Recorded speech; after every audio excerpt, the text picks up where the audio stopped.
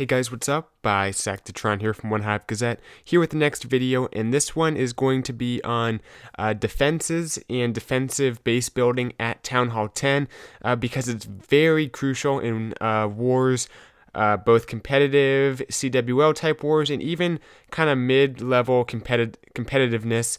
It's pretty much what determines the outcome of the war.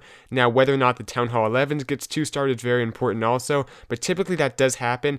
The make or break for the clan is going to be if they can get these Town Hall 10s 3-starred most of the time for clans doing wars with the same levels that we're doing in Genesis. So, that being said, today we're talking about a few strategies for base building.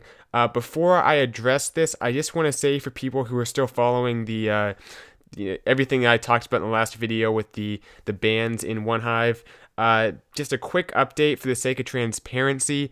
It turns out that Karam, after looking into it further, did participate in the last CWL war. Said it might have been a possibility. It turns out he did. He's a Town Hall 10, I believe, and he used 2 dip attacks on Town Hall 9s. Now, I'm not certain exactly what his third-party software allows him to do, whether or not it lets him actually get an advantage in his war attacks. I'm not going to say yes or no because I'm not sure exactly on that. But if it did, fortunately, I guess you could call it fortunately, his attacks were pretty inconsequential, and they were dip attacks. Now, if you need to mod a dip attack, I guess that is kind of sad, but typically they're not going to be fails, with a few exceptions, obviously. But anyway, we lost that war too, so don't like losing wars, but at least it's not like we cheated someone out of a win. So I do sincerely apologize that someone using third-party software, whether or not it affected his attacks in war, he was in the war itself, which is never a good thing. So we're just gonna look to kind of regroup and take 2 L's and then come back and try to turn our season around. So there'll still be some great content on the channel leading up to the next CWL matchup in a few weeks, including this video. So let's go ahead and get into it for those of you people who are here for the actual video itself. So that being said, a few things for Town Hall 10. First of all, you have to recognize that at Town Hall 10, a lot of what you're defending against is dip attacks by Town Hall 11s.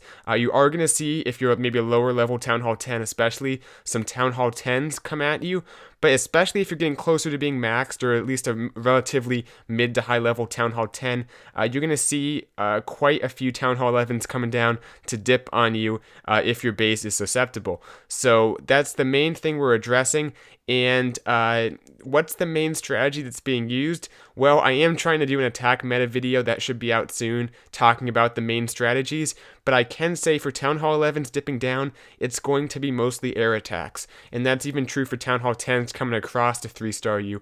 The main strategy right now is some kind of Go Bow La Lune, which uses like a bowler kill squad with the heroes, then does a La Lune on the rest of the base. Some variation of that is typically what you're going to see. We also see Valks and other stuff a little bit, but after miners kind of went out, bowlers, had that slight nerf a little while ago. They're not good in huge numbers as they used to be, to a certain extent, so we're seeing mainly air attacks. So let's talk about this base, how it's defending against the air attacks, because that's the main thing. That's going to be the priority. So getting right into it, the walls. Let's go ahead and just take a look at the walls in general. Keeping in mind the queen is right around here. This is her location in this compartment. You want to have kind of a big, unpredictable compartment around, as you can see like this, surrounding your queen, because you want to make it hard to funnel a kill squad through into your queen to get her taken out, then get other things. You want someone who wants to come at your queen to have unpredictable pathing. They can't be sure their bowlers are going to go deep in the base. That's why we have this long compartment like we do. The Town Hall also is a high HP building, along with some storages to try to make it more difficult to send a kill squad through. There's a number of point defense in the area, probably could be a few more. You don't want to oversell and put all your point defense on the other side, because it becomes too easy to send a kill squad in because there's so little damage. So you want to keep your base relatively uniform in terms of point defense. Maybe have more archer towers at the top, away from your queen, and more cannons at the bottom. That's definitely a way to ensure that they don't get much extra value when they come at your queen, because the archer towers are much better infinitely better at defending against air attacks than cannons are. So keep that in mind as well. Protect those, or keep those air targeting buildings away from your queen in general, although you want to have a few on that side just for sake of dragons or whatever. But also, besides the walls, actually one more comment on the walls I should say, you have that long compartment like this surrounding your queen.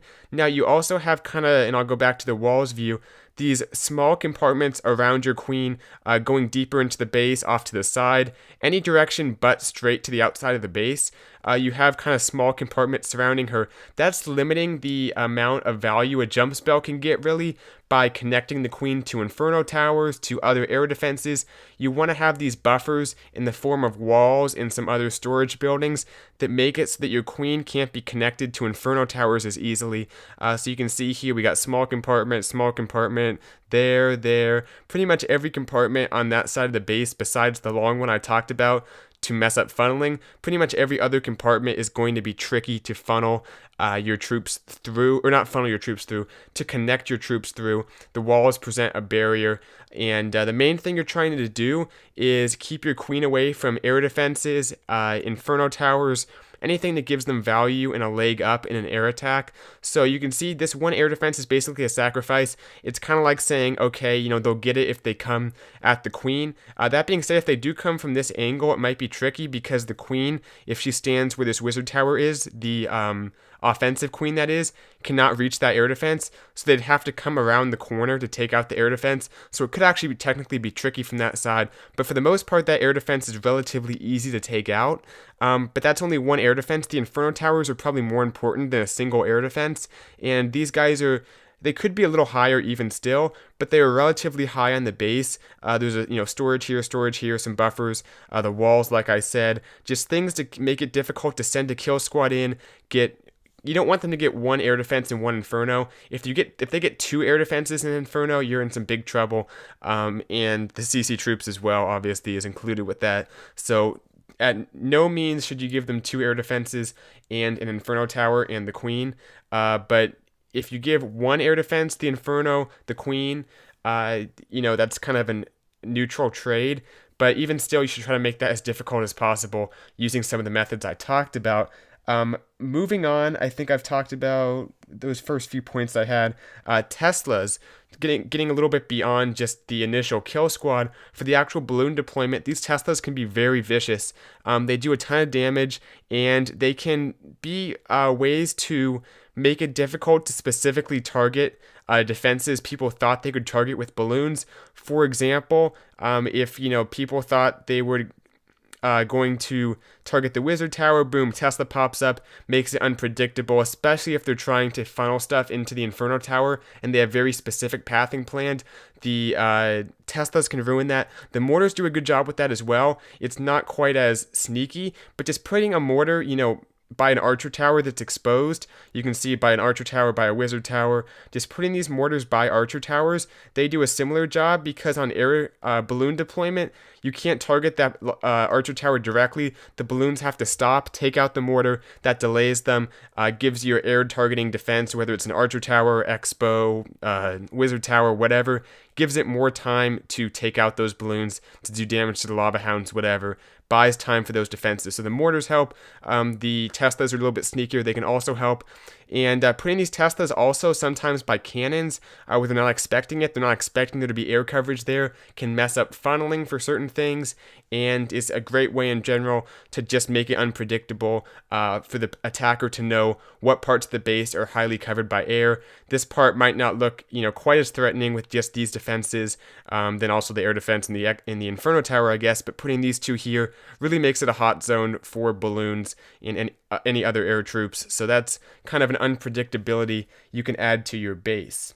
Let's see what else I have in here. For your own CC troops, it's kind of a tricky thing, and the thing is, keep in mind that we don't see a lot of queen walks with these air attacks, especially if it's a Town Hall 11 dipping. They typically just send in a kill squad and then use La Luna on the rest. The queen doesn't have any healers on her, so therefore the CC troops aren't being taken out by a queen walk. So your typical Valk's Baby Dragon, that's probably not going to be as effective. They're good at forcing a queen's ability when she's alone on a queen walk, but when it's a kill squad, they're not as effective. I would recommend a Lava Hound because people almost always have to enter your base to take out the Inferno and stuff like that. So really, there's no chance they're just going to ignore the CC because they can't. They have to send in a kill squad.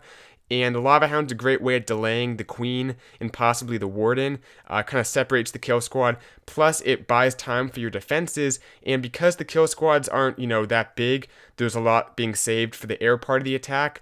That time is going to really, take out those troops quicker because there's so few of them, and it really will delay them because the Queen and the Warden are a big part of that kill squad, and taking them out of the equation for 10 seconds is a big deal. So Lava Hound CC, you can try other stuff as well, but that's kind of what I think is the most effective at this point in time. And Valks, it does make it a little bit trickier for Valks, but we'll talk about air, or about ground rather, in a few minutes. Let's see, anything else I have written down. The traps, that we didn't get to that yet. Actually, the sweepers, let's do that first. The sweepers are in these Inferno compartments, and if you guys remember, the Inferno compartment has evolved a lot. They used to be a little bit bigger to defend against bowlers, but we're not seeing bowlers in huge numbers. That being said, the Infernos are they have this buffer of space, which is actually filled by giant bombs, but it's technically empty space around them to make it a little bit harder for bowlers if there is a bowler kill squad, but that shouldn't prevent you from putting these air sweepers deep in your base. They are so important to defend against air attacks. They can push back balloons. They pretty much almost require a speed spell, whether it's a haste or a rage or even a freeze on the sweeper. They require that spell, so putting these things close to the Infernos, preferably so they can kind of cover each other, it makes it harder to kind of go around them when they each kind of cover each other and point towards each other. So that's a good way to do it. You can also have them pointed out the opposite way. It can be more effective, but it's also easier to bypass with a good plan. One thing to keep in mind, just for free spells, I'm not sure if that Inferno in the air defense, I think it's possible for them to be frozen in the same freeze. So keep that in mind. Sometimes you want to avoid that. I think this Inferno, it's kind of staggered one farther away from the air defense. I don't know if that one can be frozen.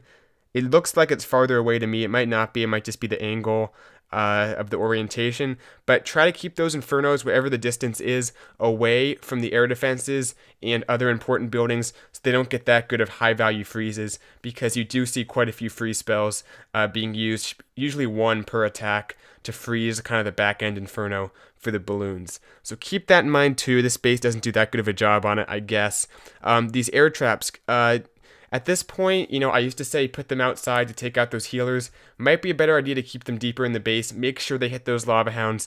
I'd say 2 for air defenses that are kind of away from your queen that you expect to be hit. You can see this one has 2.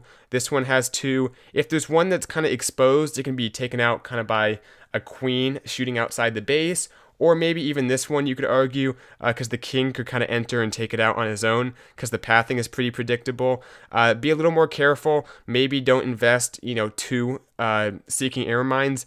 Buy an air defense that is, most likely going to be taken out. Use your best judgment. Sometimes you can predict which air defenses will be left up. For example, these 2 might have a good chance of being left up because they're in a close proximity to each other, and they're probably both the hardest to take out with a kill squad. So maybe move, this one, or there we go, this seeking air mine over there. Really defend against that. And I don't know where I put the last seeking air mine. Lost somewhere in the base, but you guys see what I mean. Put them by the air defenses that are going to be hit by Lava Hounds. The red air bombs, these are kind of on the outside of the base typically. Try to make it so the Lava Hounds don't hit them, because they are much, much more effective on balloons than Lava Hounds. So these are kind of on the outside of the base. I also put a few on the inside because sometimes the Lava Hounds don't go that far in, but the balloons inevitably have to go in there. So if you put them kind of just covering those Inferno towers like this one is, as the balloons approach, they'll hit that splash damage. coupled with the wizard tower and the inferno itself, can take out a big group of balloons. So keep that in mind too. You can have them central in your base. Also have this air trap. At this point, it might not make much sense to have the skelly trap on ground, at least in the middle of your base, because we don't see miners much anymore, which is what this is mainly to defend against. So having that up will allow those skellies to take out some of those balloons, possibly take out some pups, just make it a slower process for cleanup, if anything.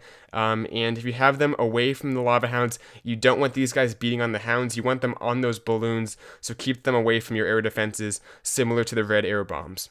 Okay, last thing, these other two skelly traps are by the queen, just to defend against a kill squad coming directly at her, or maybe a queen walk. Now this base does allow for kind of a queen walk, theoretically, because the queen can aggro outside the base if something walks by. There's not a whole lot of other value to be gotten from a similar walk, but keep that in mind. And that's probably not the best idea to have if you can help it. Maybe the queen just deep enough in the base so this isn't a possibility.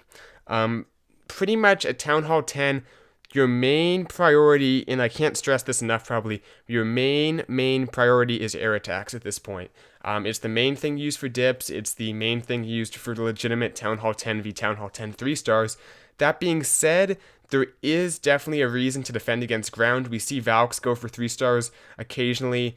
We see other kind of niche air attacks or niche ground attacks too, depending on the base. So just do the basic stuff. Don't get carried away with your design. Troll Teslas, by the way, before I get into that, I want to say Troll Teslas can be a good idea if you feel like your base is going to be fresh 3'd by a Town Hall 11. If you're kind of at risk of that, you can put a Troll Tesla out there. No shame at Town Hall 10 for doing it. It can be very effective. Okay, before this video gets too long, let's just wrap up with the ground part of this base. Just the basic things. The air defenses are kind of important for a ground attack because oftentimes, more often than air attacks, they involve a queen walk, especially those kind of go Vaho or whatever attacks that use the Valks. So keeping these air defenses inside the base so they can't be taken out during a queen walk, keeping them, 4 tiles between them and the wall, so they can't be taken out, like I said, that is going to be important because it'll help the air defense take out the healers, and that really limits the ability for the attacker to do queen walks that go any distance around the outside of the base, because the healers will wander too close and the air defenses will take them out. Also, keep in mind that might mean your sweepers shouldn't point out, because that can help push the healers away from the air defense. So that's just a small thing to keep in mind, not that big of a deal. Besides that, spring traps are another good way. Just find these spots between defenses with these kind of 1 tile gaps between them. Great spots for spring traps where Valks, where Hogs are going to go, stuff like that. Giant bombs, I put mine by the Infernos, because typically if they're doing a ground attack, something has to go in there and take out the Inferno. You can put them in other spots as well. I have a few in the core. I wouldn't stack them up all in the core like I used to. Remember, miners aren't being used much anymore, so maybe spread them out a little bit. We see Hogs a little bit. You don't want to just have your base be completely packed in the middle and have it be taken out by like a second bounce of a bowler or a queen or something that doesn't even enter the compartment. So keep those spread out a little bit more, I'd say. But in general, there's not much I have to say. Keep your expos up, obviously, for dragons, for air attacks in general. Keep those expos up. It's definitely worth it. Much more important that they have the ability to shoot air troops than that extra 3 tiles of range. So I think I covered pretty much everything. This video mainly designed to help you guys defend against air attacks, both dip and Town Hall 10 attacks. And if you get hit by a ground attack, it happens. If it goes for a 3-star, that's unfortunate. You definitely want to keep that in mind while designing your base, but your main priority, like I said, should be air attacks at this point in the game. So here's my base. I'll look at the walls too. I wouldn't recommend copying this. This is kind of a hastily designed base. You guys can probably do better, but use the principles I talked about in it. and that should serve you well as you do CWL wars or whatever you're involved in. So thanks for watching this video. Hope it helps. Let me know if it does.